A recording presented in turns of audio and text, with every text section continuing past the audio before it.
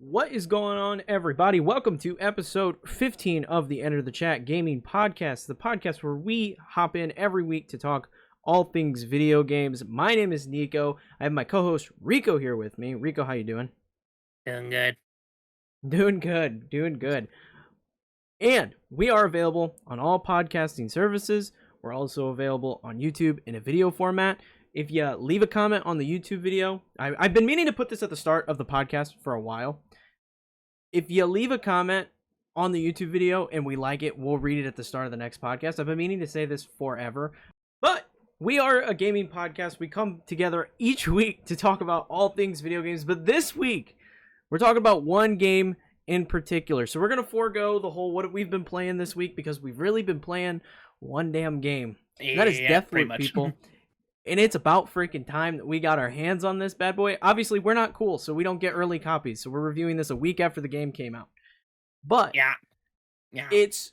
Let me know your thoughts. What are your thoughts, Rico? Give me your rundown. No, we're doing this spoiler free for everybody that doesn't know if they're gonna get the game yet or hasn't picked the game up quite yet. Spoiler free review here, but we are going to review everything about Deathloop and give our thoughts on the game. Go ahead, Rico. What are your thoughts?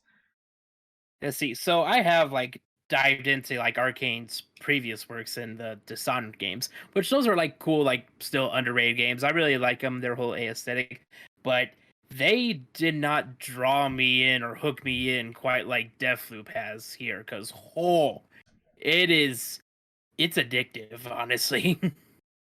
Yeah, I 100% agree with that. This is definitely probably up there as one of my favorite games to come out this year. Maybe even my top favorite, honestly. Yeah, I'm right there with you. And I've not dove into the backlog of Arcane stuff. I haven't touched any of the Dishonored games. I didn't touch Prey. This is my first time really hopping in.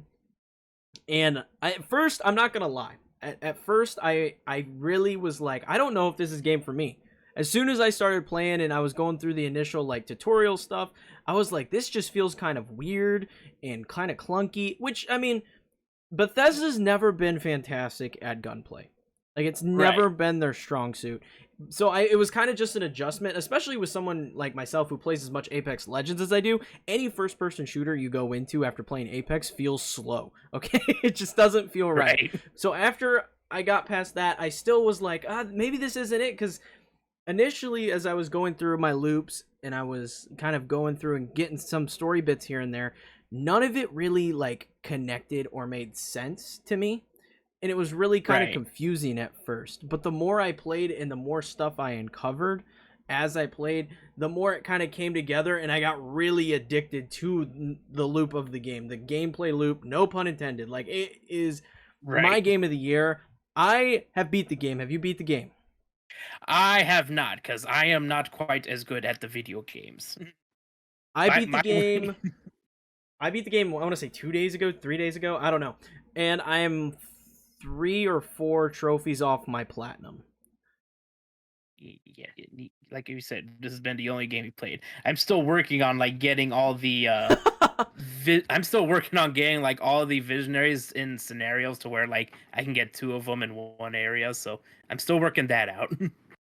Yeah, it's been something that I'm so addicted to. I can't I haven't had a game in a very long time where I've sat down at my desk every day and I'm like, well, I could play, my Apex, my Pokemon Unite, the usual stuff that I always play, but I haven't had a game in a while that's you know what, despite all these other games that my friends are playing, I'm gonna play a single player game and I'm gonna sit here and play some fucking Deathloop, because this game so let's kind of break it down. Yeah, bit by bit. Basically, we'll start off breaking down what is Deathloop, basically.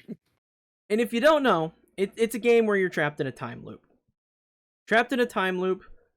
And we're playing as Colt. You play as this character, Colt. There are 2 assassins. Colt is one of them. Juliana is another. And you go through this island loop where on this island, the day repeats itself over and over and over. And there's 2 characters, Colt and Juliana. They're the only ones that really understand that the day is repeating itself. And the only way to break the loop is to kill all of these visionaries that are located on the island. And it's a fun little cycle because there's 4 different locations. There's 4 times a day. and you got to kind of piece together how you're going to get all the visionaries in the right spots so you can kill them all in one loop. And it is very, very fun. It is very fun. And let me say, like, you don't really get to interact with the visionaries much, which aside from killing them, which I'd say is like somewhat of a shame, but you do get their personalities a bit through the different clues and pieces of information you unlock. But let me just say, like, the I personally love like the interactions between Colt and Juliana, like at the start of each loop. Oh yeah, 100%. And we'll get into that in a sec. Yeah. But it's just a really crazy addicting formula that I really wasn't sure I was going to be a fan of, because I'm not big on roguelike games, and they've stressed for a long time that this is not a roguelike game. Right. And I was always confused because it has the roguelike thing where you go in, if you die, you come back with new power-ups the next time around, and then you go again, right? It sounds on paper like a roguelike game, but it is. I understand now, beating the game and playing through the game, 100% why this is not a actual roguelike. Right. This is, the story continues each time, kind of like in Hades. In Hades, it does continue each time, but it's a little different in the sense that, like, this character has a set goal, and each loop he's progressing that goal. Instead of going through the exact same thing over and over and over, he's changing up his route each time, and there's different variables that you're going for. Maybe in one loop you do one thing, in another loop you go for another objective, and it helps progress the story, which I will say, the story, in my opinion, is one of the weakest parts of this game. Yeah, it's definitely like nothing too crazy. It's just as simply like you're Colt, who is stuck, who's like lost all memory of why he's in this loop and why he wants to get out, but still tries to break out. And you got Juliana constantly trying to stop him. And there's nothing like no like real craziness with that. Pretty simple, really. Trying to get out of a loop that you can't remember why you're in or why you want to get out of it. It's kind of basic, really. It's not necessarily bad, but it's just, nothing insane. Oh yeah, by no means do I think it's bad per se, but it's just it a lot of it is left up to kind of player imagination. They don't go into detail about why the loop was created, what is happening here, why certain aspects of this. And I'm being very vague because I don't want to spoil anything, because Right. it is interesting.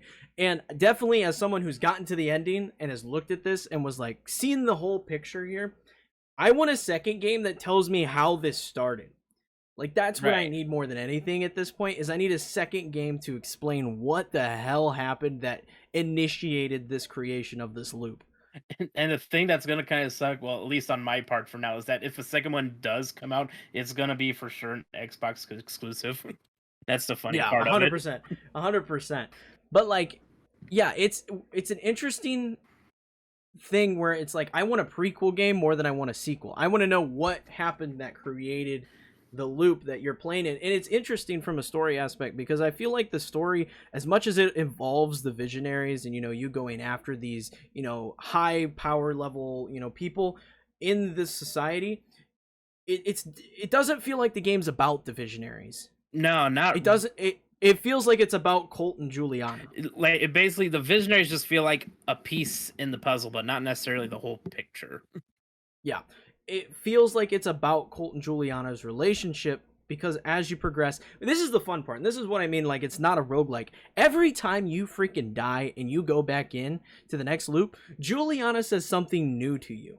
There has not been an instance, and I'm still, I don't even know how far I play, like how many hours I've put into the game, but I'm still playing, and there's still new dialogue that I'm unlocking as I go through these loops, even after I beat the game.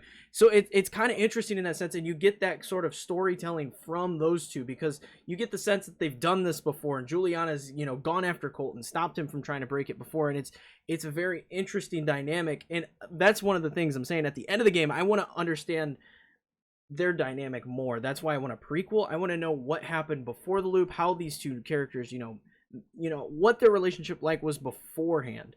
Yeah, I was gonna say Colt and Julia, they're definitely the most interesting part about like the whole game. Just all their interactions, wondering like what their relationship is, because it's like at times it seems like Juliana hates you, but at the same time it's like she wants you to break the loop sometimes. Although that could just be sarcasm, but at the same time, like with her and her dialogue, you can't really tell, which I actually like really enjoy. It's like, do you hate me and want to kill me? Well, you do want to kill me, but do you want to kill me? Yeah, it's very interesting. I will say the further you get into the story, the more your mind will get blown on that whole like interaction between those two characters. Right. It's really well done. But outside of that, back to the Visionaries. The Visionaries are interesting. They all have their own kind of quirks and different abilities depending on which ones you go after, but none of them really feel like fully fleshed out like Colt and Juliana do. Right, and I think that comes down to is like really like you don't ever really have a one-on-one interaction with them or way of talking to them like you do with Juliana. Because with Juliana, you like talk with her like each time you go into an area, but like Mhm. with the Visionaries, you don't really get a direct like confrontation with them even when you run into them. Because once you run into them, they immediately go into like you know red alert mode and start like either running away or trying to fight you. So you don't really get a whole lot of dialogue from them. Where you get most of their character from is actually from the info and stuff you find around these different areas pertaining to the different Visionaries. Yeah, and it feels almost like kind of a detective game in that sense, where you're kind of piecing together Yeah. the different lives of the Visionaries and all that kind of stuff.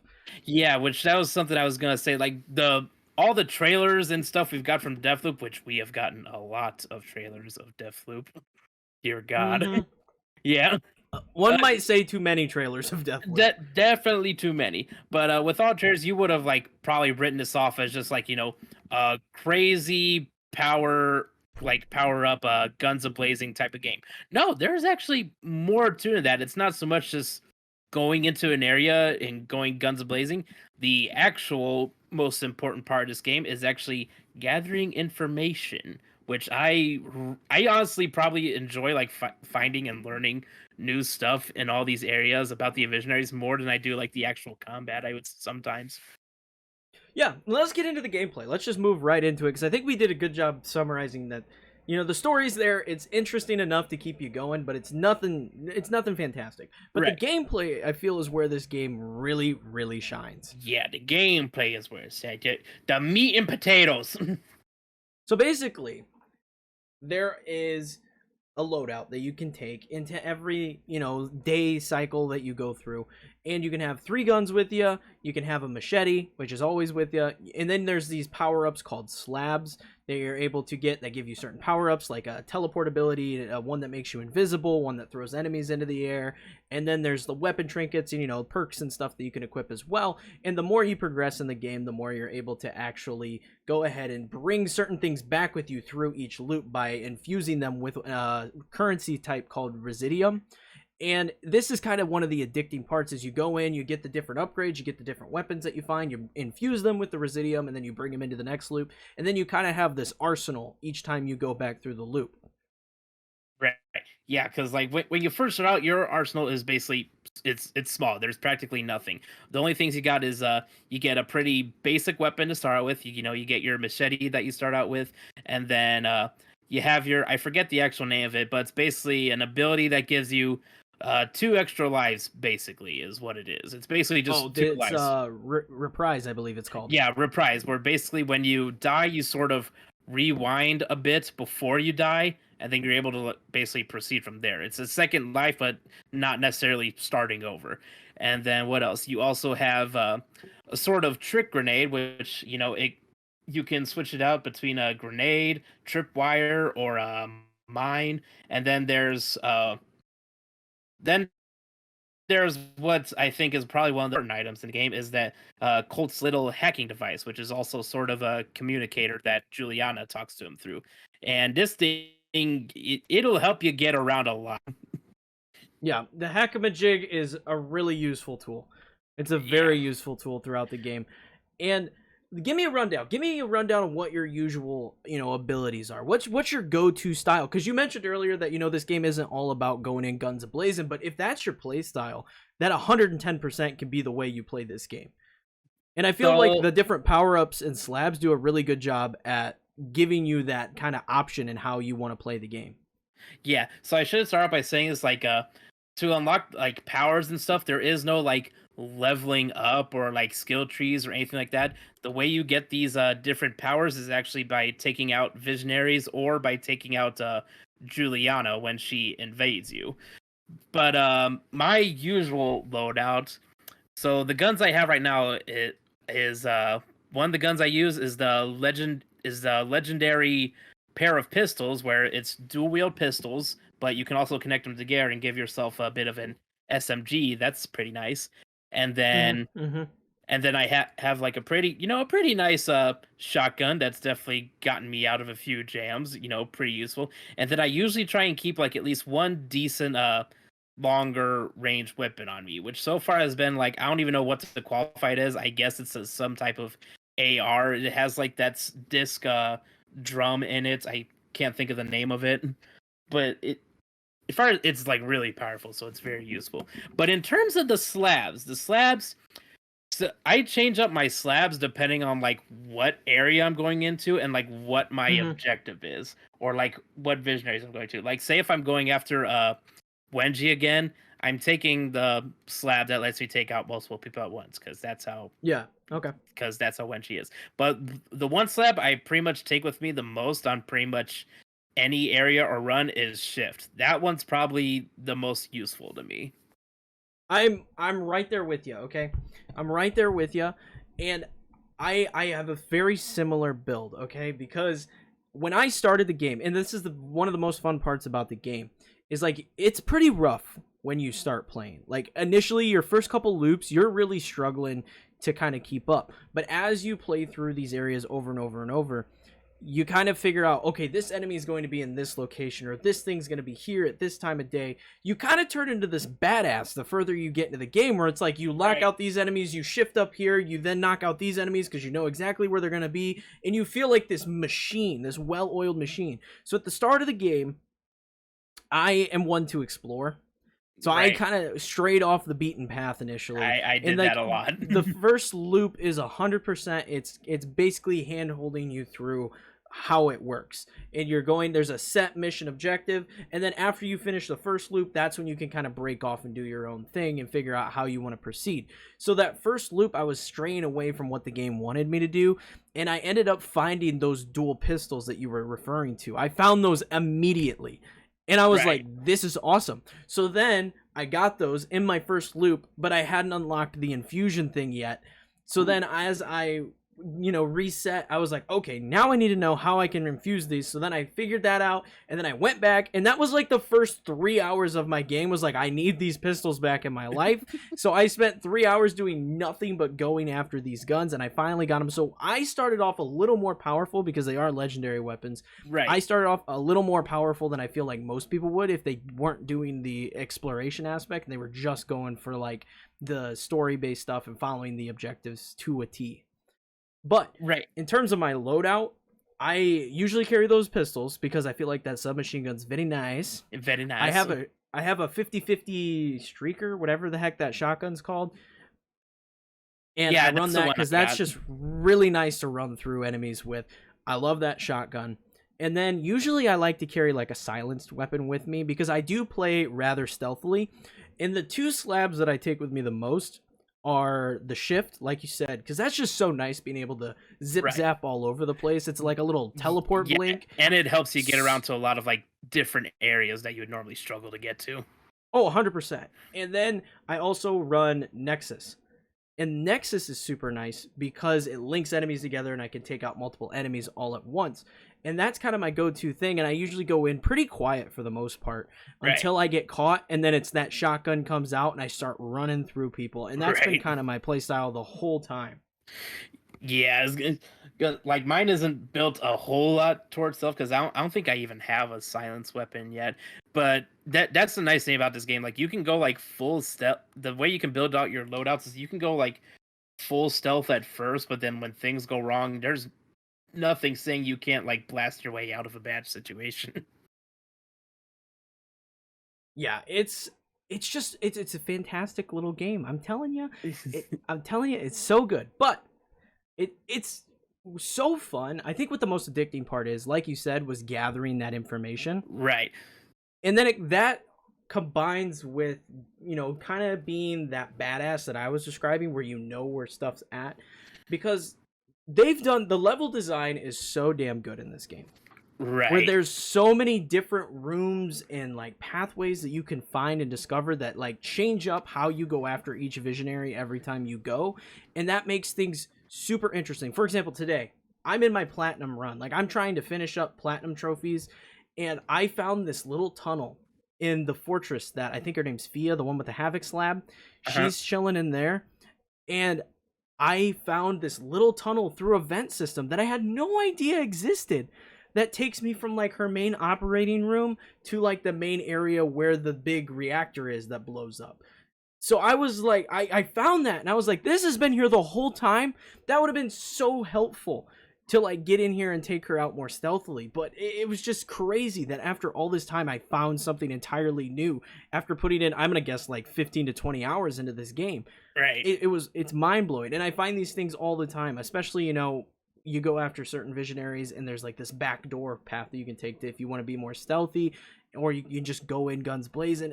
It's so satisfying figuring out the different ways to take on the enemies. Yeah, and another thing that we should point out is there's basically like two important factors when it comes to like the gameplay loop, we should say. One being Juliana. Juliana is basically in all these loops where everything stays the same. She is the wild card. Now, Yes. she only shows up when you go to an area that has a visionary. That's the only time you can get invaded by Juliana. But whether it's AI or player controlled, because yes, Juliana can be player controlled, and most of the time it will be. Yes. You'll never know like what she'll do, where she'll turn up or anything. She has her own abilities, and she's even when you like first start playing as her, she's already stacked out with pretty top tier guns as well, which honestly isn't necessarily a bad thing. Because if you take out Juliana, if you manage to take out Juliana, you'll get a healthy amount of residium. You'll be able to take whatever slab she has equipped. You, I think it's like whatever secondary slab you get from her. So you either get a new Yep. slab or an upgrade, and then Yep. whatever gun she has equipped by the time you kill her, you'll be able to take that gun for yourself. So like she's basically like this 50-50 like Joker card where she can either ruin your day or make your run. Yeah, and I really like that aspect of the game. I think it's really fun because your loop could be going perfect. You could have everything down to a T. You could be like, okay, I'm getting all this done. And then all of a sudden, you know, the alarms start going off and it's like Juliana has entered the area. And you're like, shit, because you can't leave each area without taking out Juliana first. Well, So it's like, either taking her out or there's an antenna that goes up that if you hack it and deactivate it, then you can escape without having to even yes. confront her. Yes. And it just adds this whole element of like surprise, and like you really have to adjust what you're doing to handle that situation. And I think it's really fun to an extent. Okay. Yeah. I liked Juliana for probably the first 12 hours of the game. I thought it was a fun little mechanic. Now that I'm at the end of my run and I'm like, okay, I just want to get this. I want to get this trophy done. I want to get this, that, and the other done. She's hate just her. an inconvenience. So, and that's something I want to bring up is like, it does feel like an inconvenience if you're someone like me who wants to go for like a trophy run, and there is the ability to turn Juliana off entirely. If you get so annoyed by that mechanic, you could just change your game mode to single player, or you can set it to friends only. And I have mine set to friends only because it's just way better and I get invaded far less. That's a nice thing that they added, because if I couldn't turn that off and I kept getting murked by Juliana, I would be incredibly frustrated right now trying to get through some of these runs, because like certain trophies, like I wouldn't say the trophy list is super difficult. It's more of like a trial and error thing, but some do involve, you know, being stealthy and like getting in and out without ever being detected, and that's really fucking hard if you've got Juliana coming after your ass and your gun's ablaze and trying to kill her before she kills you. Oh god, that reminds me of a run I had I think it was like just yesterday where I was going after like I forget his name, but it was like the one guy who's in like that laser tag almost like arena place where Yeah. Charlie. Yeah, Charlie. So that one went a little rougher than what I had planned. I had like already died twice, and I was trying to basically just get out of there, trying to make my escape. The whole time I was there, nothing, and literally right, of course, as a big inconvenience, right as I'm trying to get to leave, Juliana shows up. So I was like, well, shit. So what I do, instead of trying to be all stealthy about it, I'm like fucking like, you know what? fuck it. We're going loop into third and we're making a mad break for it. So I'm like dashing through this whole area. I get to the antenna. I'm hacking it. I'm like doing fucking Call of Duty, like a stand up, duck down so she can't like headshot me or anything. And as soon as I hack it, I'm making a mad dash for the nearest door possible. I don't care what enemies I learn. I'm just like, I'm getting the fuck out of here. I'm not dealing with some random player bullshit. And it's a fun mechanic, don't get me wrong. I think it's really fun, Right. but like I said, it can, toward the end, it can get a bit tedious, and I feel that way about the game itself. Like, if you're someone that's just trying to get through the story and you just want to like get to the end and see what it's all about, I feel like this game could potentially drag, just depending on how you're tackling the objectives and stuff. But I also, it just depends on the style of player you are, because I also could see the game being very fun in that aspect. Because, like, I don't know about you, but I had certain runs where I was like, okay, I'm not ever going after a visionary this entire time. I'm going after Residium, and I'm going after, you know, different upgrades and stuff, trying to find as much information as I could rather than going strictly off trying to kill the enemies and move on, you know? Right. And I think I told you, like, when I first started playing, like, my main strategy was, like, okay, basically the most important part right now is, like, if I get any new slabs or anything or upgrades, I'm prioritizing infusing those, because those are going to be the big, help when it comes to these runs and, like, taking out all these different visionaries. So that was, like, my main priority. Then secondary priority was always, you know, preserving the really good guns. Not saving the shit ones, only, like, purple or higher. Yeah, yeah. And that's kind of how I handled it, especially because, like, I once you kind of get going for a while, you can figure out where certain guns are on certain runs. So then you know, you're like, okay, I'm gonna hit this spot, and then I'm gonna get this gun, and then I'm gonna tackle a couple other objectives, so I have enough Residium to go back and infuse it, so that way I can keep it in my arsenal for the next time around. And I did a lot of that, where I was going through just collecting guns and maybe slab upgrades and then trinkets and stuff. And then I was like, okay, now I have a set arsenal, so I can tackle whatever this game throws at me, and I can figure out how I want to go into each mission accordingly. And then I was like, okay, now let's progress the story. Let's figure out this, that, and the other. Right. And then, like Nico mentioned it earlier, there's when it comes to these runs, you don't exactly have an unlimited time to like go to all these areas and take out visionaries. No, there's 4 areas, but aside from that, there's also another factor to take into account is the time of day. Now, there's 4 times of days. There's morning, noon, afternoon, and then nighttime. And then after you go through that cycle, the loop resets automatically. Whether you kill visionaries or not, that's what it'll do. Yep. And it's actually more important than that, aside from a time limit, because certain events or being able to do certain stuff actually depends on the time of day. Yeah, so if you were trying to take out one visionary, they may only be at a certain location in the morning, or they may only be at a certain location at night, and you got to kind of plan out your day accordingly if you want to take out the different visionary at a certain time.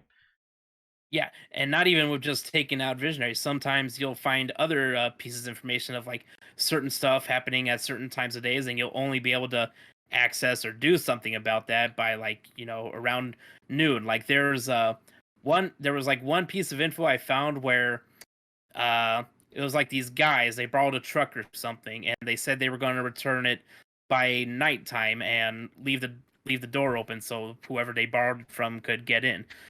Basically, with that piece of info alone, telling me like, oh, so by nighttime, this garage is going to be open, and I'll be able to get in and snoop around.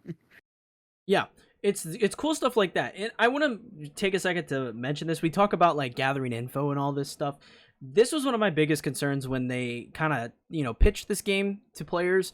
Was I was like, oh man, am I actually going to have to like take notes and remember this information? Like, how difficult is it going to be to actually break the loop? And it's not that way at all. No. I want to say they did a fantastic job at breaking down the information in the menus and the UI systems to break it all down so you can follow each step accordingly. Each visionary has their own tree that you can follow the story along, so you can figure out how to best attack those visionaries. But on top of that, they have a whole tab dedicated to all the information you found. So if you need a certain piece, you can just pull it up real easy. And I really like that. On top of just the visionaries and the info, There's also like other side objectives that focus more on weapons, and they're called arsenal leads. And Yeah. you're able to go in and they list all the different slab types that you're able to acquire. So you can track which slab, if you have a certain favorite, you want to get more upgrades for it, you can track those down accordingly. But there's also the legendary weapons, and you can actually track those down and go for those through the the arsenal leads as well, which I think is a really cool mechanic. It gives you something else to do aside from, hunting your targets. Yeah, and then there's also the leads that don't even target either of those, but may like lead to an objective that could make taking out some of these visionaries a bit easier. Like there's the one visionary, I forget his name, but he's really paranoid. He has a shit ton of traps set around the area where if you interact with any of them, he'll basically be alerted to your presence, whether you set him off or deactivate him, whatever you do. Touch him in any sort of way, he's gonna know you're there, and he's gonna come at you right away as soon as you find him. However, there's an objective you can do to where he won't be in that sort of area at that time of day. If you do this objective, he's going to be in a completely different area at a completely different time of day, to where it can completely change how you go about your run and actually make things easier. Yeah, I really like how it feels so satisfying. Like, if I had to describe how the game plays out, I would say it's very handholdy, because you got a big Yeah. block diamond that shows you exactly where you need to go to complete a certain lead or whatever objective you're going for. But it's still, they do it in such a way that it feels so incredibly satisfying, even though the game is designed to be set up this way. As you figure out how to get the different characters in the different spots, it feels so satisfying seeing all the chips fall into place to complete a certain run. Yeah, no, like it's just it really is satisfying just getting into that perfect run where you know exactly what's going on, where everyone is, where to go. And I feel like the most satisfying runs are the ones where you can get in, flawlessly take out a visionary, and then get out as if nothing ever happened. Those are like the chef's kiss. Yeah, it's just a very satisfying sort of progression through the game. And that's kind of like a weird thing. Like, when I asked Rico how, like, if he had beaten the game, it's hard to really gauge how far you are in this game, because like I said, it's kind of sporadic in the way you progress. Whether you go after a certain visionary or if you go after certain guns, it's all going to just be very different depending on how each individual person is playing through this game. Yeah, so there's no real way to sort of gauge your progress. Probably, I would probably say like the best way to gauge it is when you manage to figure out all the ways you can take out two visionaries at once. Well, not at once, but in the same area. So that's basically what it comes down to, is trying to get at least two visionaries in an area during a time of day to where you can take them both out. And then that's how you actually go about technically beating the game. And as a matters of execution and whether you succeed or not, that's a completely different story. Yeah. And I will say, like, after beating the game, I was concerned that I was going to have to start an entirely fresh save, to go in and start getting a lot of the other trophies finished up. But that's not how it plays out at all. You finish the game, and then it sends you right back in. You could go right back into the loop and continue doing what you were doing before with the same guns, the same upgrades, and all that stuff, which I think is really nice. I really appreciate that, because like I was saying earlier, if you're someone who enjoys trophies and going after that kind of stuff, this game has such a good trophy list, in the sense that, like, it's difficult, but not in the sense that it's like beat my head on the desk. It's difficult in the sense that, okay, I need to do this to unlock this particular trophy, and if I do this, it feels really good and really cool, because a lot of it unlocks different stuff that you might have missed on your initial playthrough, which I think is really cool. Like, there's just certain interactions that happen differently going for certain trophies, which I think is a really unique way. And a lot of the trophies have you going in and taking out visionaries under certain circumstances. Right. So, like, for one, I had to go in and take one out completely silent and not make any noise, not get caught, and that was just a very different style of play from what I was used to doing. And it feels satisfying, because it makes you kind of break out of your comfort zone and play the games in different ways. Yeah, I can tell you right now, that trophy of not getting caught, yeah, I wouldn't be able to get it. That one took me a while. That one took me a lot of trial and error, man. I'll tell you what. Yeah, that one wouldn't be easy, especially with some of the. You'd have to be stealth mode on point. You'd have to have a complete stealth build to get that. Yeah. It's very it's a lot of trial and error. Like, and the nice thing is you don't have to necessarily go back and like reset the loop every time. I found that if you just go back to the main menu and then open it back up, it'll just send you back to the start of whatever mission you were doing. So I found that that was a lot quicker than exiting and going back in and resetting the loop and doing all that stuff. Right. But it was very, very fun going after a lot of these trophies. Now the trophies I do have left involve Juliana. Like there's one trophy I have left as Colt, but there's two that I have left to do as Juliana. Yeah. And I don't know how much you've dabbled in the Juliana stuff, but I've done barely any. I've dabbled in a bit. So when you play as Juliana, you don't really get as much story thing. It's like purely an online thing where you can just invade other players and try and mess up their runs, basically. And as Juliana, you don't have to like, you don't really. I mean, you kind of have to worry about sneaking around in terms of making sure Colt, the other player, doesn't lure of you. But it's such a weird, different feeling playing as Juliana because you don't have to sneak around, and she has kind of different powers than Colt. Well, for one, she has access to I wouldn't say more slabs, but in terms of her getting access to slabs, she can use any of them like Colt. It's just a matter of leveling up because as Juliana, you actually level up and unlock stuff. Like when you level up once and you unlock a bunch of trinkets, new guns, and that's basically also how you unlock new costumes and outfits for both Juliana and Colt. But playing as Juliana, like I said, very different. She has one ability where she can actually disguise herself as one of the basically Dude, as a lackey. That ability threw me for a loop, man, because like I was saying, okay, like I was saying, you feel like a badass toward the end because you got all these routes locked down, you know where the guys are gonna be, and then all of a sudden you see just one. You know Juliana's in the area, but you see this one guy that's out of place and he's doing his own thing, and all of a sudden it morphs back into Juliana and starts lighting you up, and you freak out, man, because you have this down to a science. You know how it's gonna work, and then all of a sudden Juliana comes in, takes the shape of another, and you're like, oh my god, what's going on? You don't know what's happening anymore. You feel so uncomfy because you thought you had it down perfect, and now all of a sudden this variable is getting thrown at you. That was super cool. I think that's a really cool mechanic. Oh, it really is. I really love it too. Like in terms of just messing with our players, because I would turn into a lackey, and there was one game I had as Juliana where I turned into a lackey. I put my gun away. If you hold square, you put your weapons away, so you're just walking around normally. And I see our player like across the way, and I'm just on a balcony. And even though I see them, I just basically turn on NPC mode and pretend to just sort of scout the area like a AI and just looking back and forth, pretending not to notice the player. And then I walk back, and then I walk back out to see if he moved, and then that's when I go in for the kill. And oh, this poor guy, he probably broke a controller the way I just. Oh god, I was toxic. It was so toxic. I killed him in 3 different ways. Oh god. I think the Juliana stuff's cool. I like the progression system. I've done one round of Juliana, and I think it's cool because it's like, I feel like it's best done after you beat the game, because then you know where everything's at each different time of day.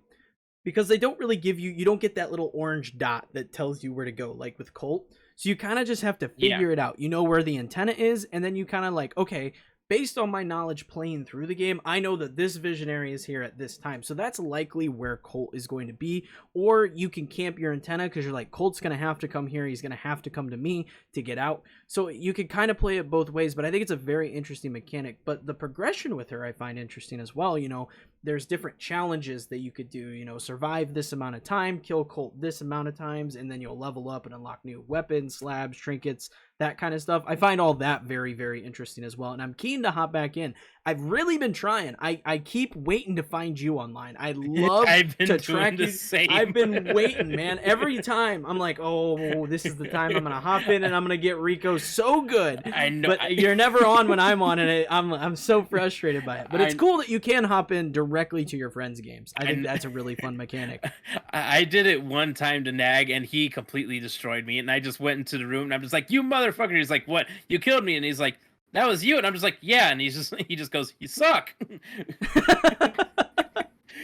It's a really, really fun mechanic. I think that's super cool to hop in and do that. Because that was I'm keen. I'm keen to do it a little bit more now that I'm like toward the end of my entire run of the game. right. It's definitely fun, and I like the sort of traditional leveling up system. And like with leveling up with her and the stuff you unlock is actually pretty generous. You level up once and you unlock 7 different things in terms of trinkets, weapons, or even a slab upgrade or ability. Just a whole bunch Yeah. of stuff from leveling up once.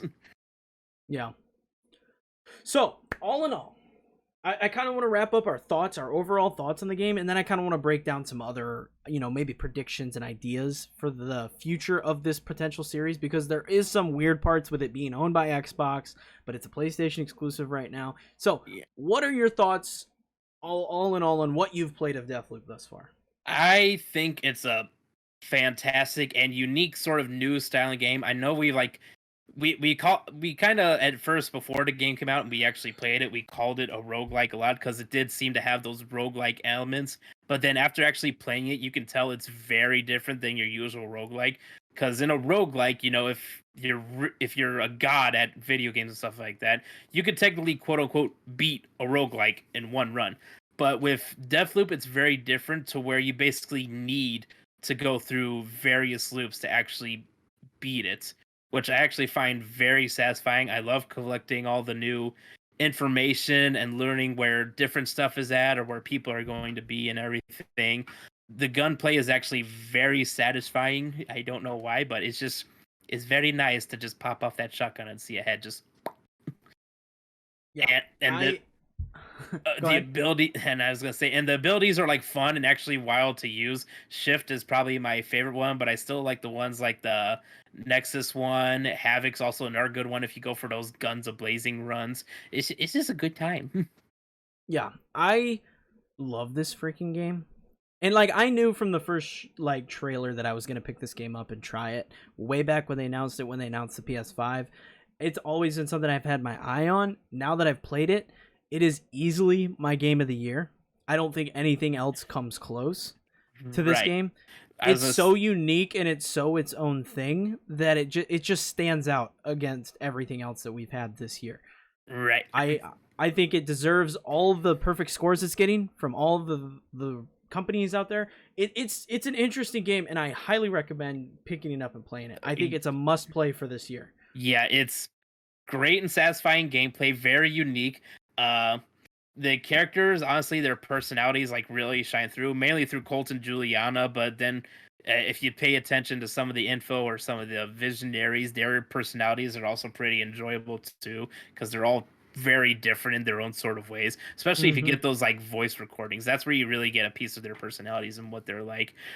And really, it's just a very satisfying game to play, to infuse new stuff, get like better loadouts, going for those perfect runs, trying to set things up to where you can take everyone out all at once. It's just a good time. And that wild factor of Juliana, you would think it's like super annoying, but it's actually adds this almost satisfying piece of tension to where you're either on edge because you've used up all your life, so you're trying not to die, or you frantically make a break to try and get an escape. It's a nice little like sort of like anxious factor, really. Yeah, it's a fantastic game. I can't recommend it enough. Honestly, everybody needs to play it if you have a PlayStation 5. It's awesome. But let's talk about other factors around this game. Now that we've got our review out of the way, we've said it's fantastic. What else do we want to see? Because I think obviously people that have played it are like Deathloop 2 is an obvious option. Right. And yeah, it's just I think it's an interesting scenario because of the fact that Xbox owns this game now. we're in an interesting scenario to where like we have this PS5 exclusive by a company that is now owned by Xbox. It makes for an interesting, like, what does the future hold for Deathloop if this does become like, a franchise with multiple entries. Yeah, I think that it's a very curious situation they find themselves in, because we know for a fact that in a year, Deathloop is on Xbox. It's on Game Pass. It's available for all the Xbox players because this is a timed exclusive.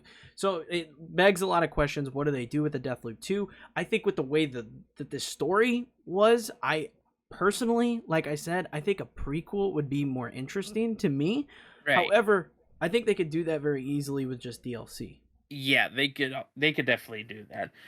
It And is. Bethesda's pretty well known for just throwing DLC on their games. Yeah, I was gonna say I don't think I remember a Bethesda game that hasn't had DLC. At least a good amount of it. So there's could definitely be DLC for this. Who knows? Maybe either like a prequel type of thing, like you said, or maybe something where it's like new visionary slabs, or even going to like a whole new area or island. Who knows?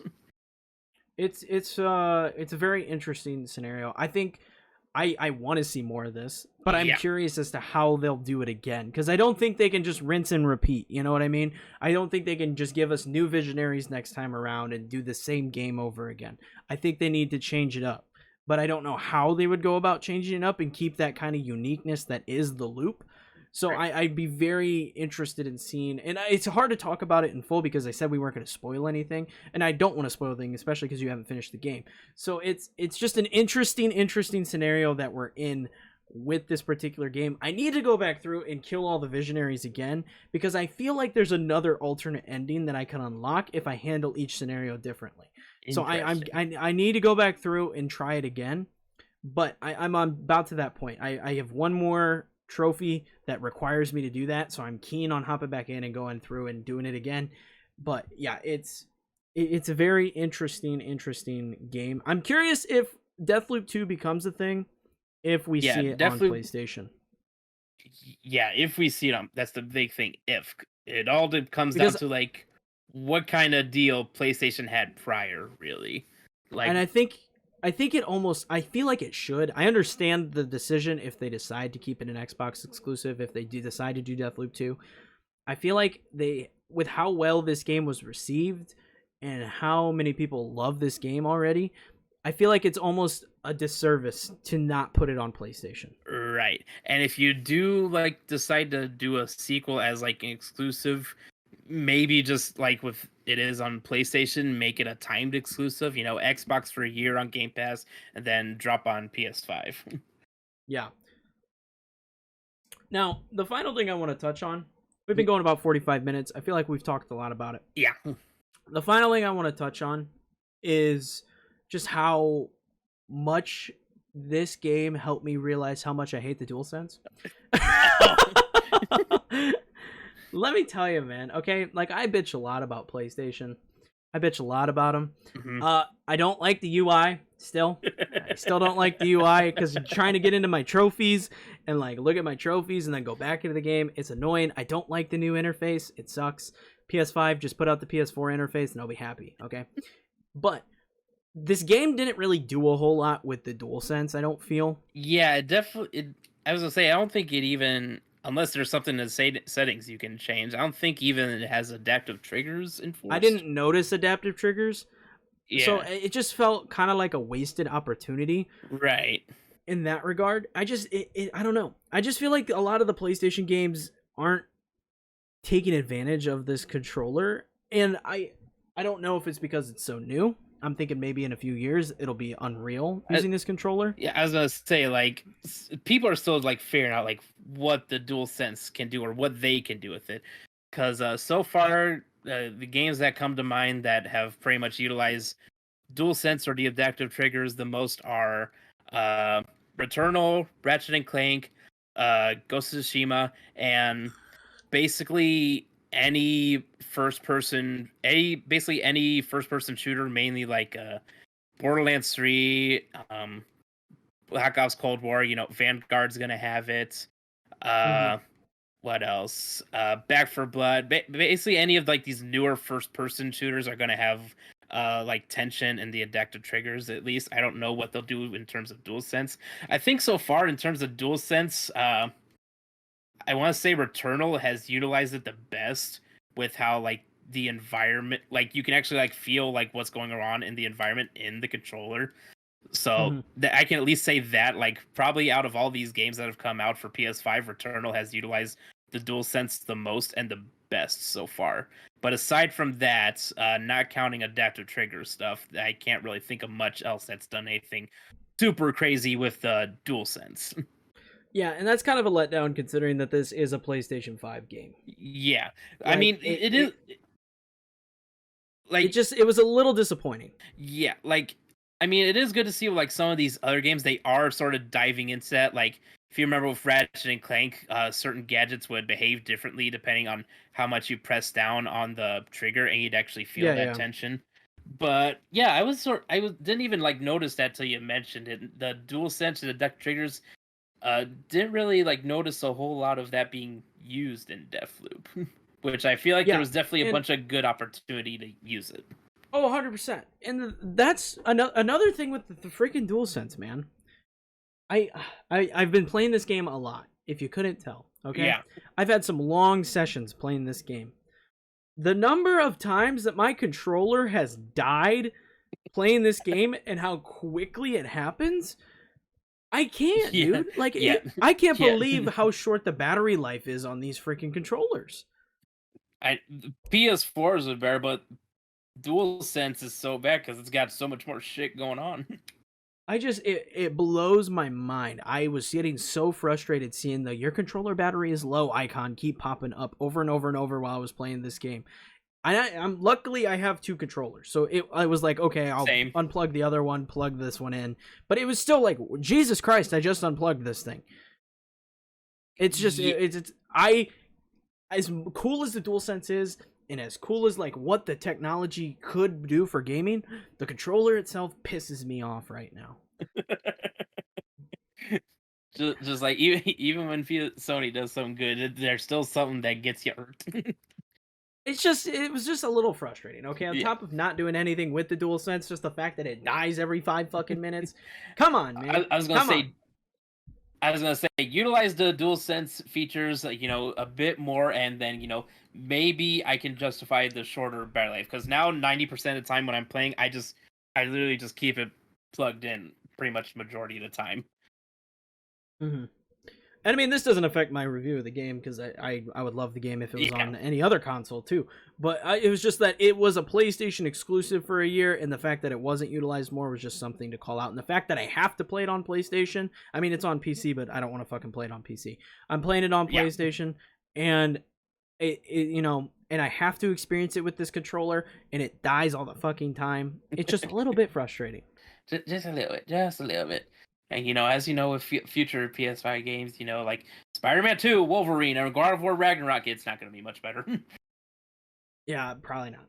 But I feel like that does it for this episode of the End of the Chat Gaming Podcast. Pick up Deathloop. It's fucking awesome. I highly recommend it. I really don't know why you wouldn't pick it up. It's probably the game of the year. It's my game of the year. And next week we are talking about game of the year because it's an interesting conversation to have because it's been a weird fucking year. But it's been a weird year, and it'll definitely be interesting. Oh yeah, if you're keen on catching next week's episode, if you want to see more stuff from us on the YouTube channel or anything like that, make sure you are subscribed or following the podcast on your podcast services. But until next time, thank you all for watching, and we'll catch you in the next one. Peace.